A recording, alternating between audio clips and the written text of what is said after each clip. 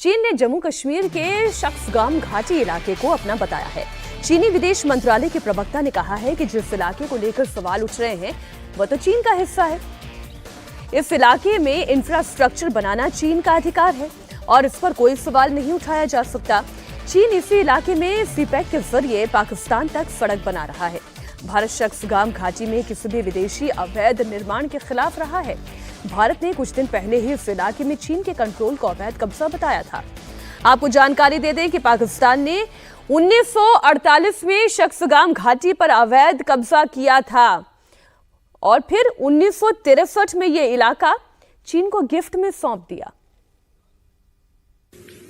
首先，你提到的领土属于中国领土。 जिस क्षेत्र की आप बात कर रहे हैं वो चीन का हिस्सा है। चीन वहाँ इंफ्रास्ट्रक्चर बना रहा है, कंस्ट्रक्शन कर रहा है। चीन ये सब अपने इलाके में कर रहा है। चीन ने पाकिस्तान के साथ 1960 में एग्रीमेंट साइन किया था, जिससे दोनों देशों के बीच बॉर्डर निर्धारित हुए। आपने चीन पाकिस्तान इकोनॉमिक कॉरिडोर की बात की, इससे आर्थिक विकास होगा। 是一个经济合作倡议，旨在促进当地的经。 और चीन का ये कोई पैतरा नया पैतरा नहीं है।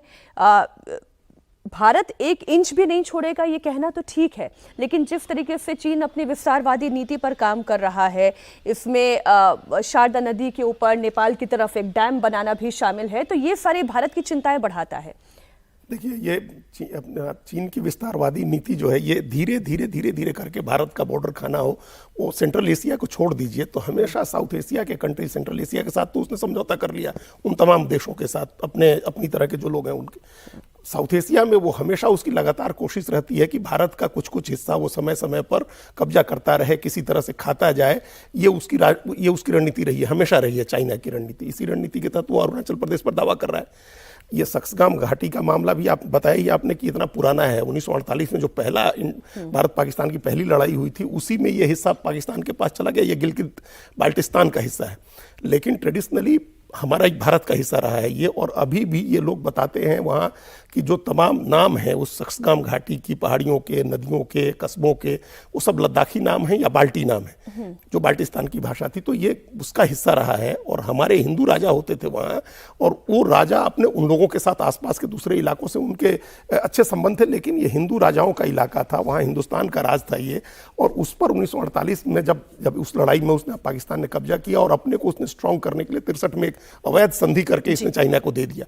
भारत हमेशा इस पर आपत्ति करता रहता है। ये समूचे पीओके, गिलगित बाल्टिस्तान, सियाचिन, ये हिंदुस्तान का इलाका है, भारत का इलाका है, अभिन्न अंग है भारत का। लेकिन हम लोग ये भी कमजोरी है कि कभी बहुत एग्रेसिवली हम लोगों ने उसको वापस लेने के लिए कोई पहल नहीं की है।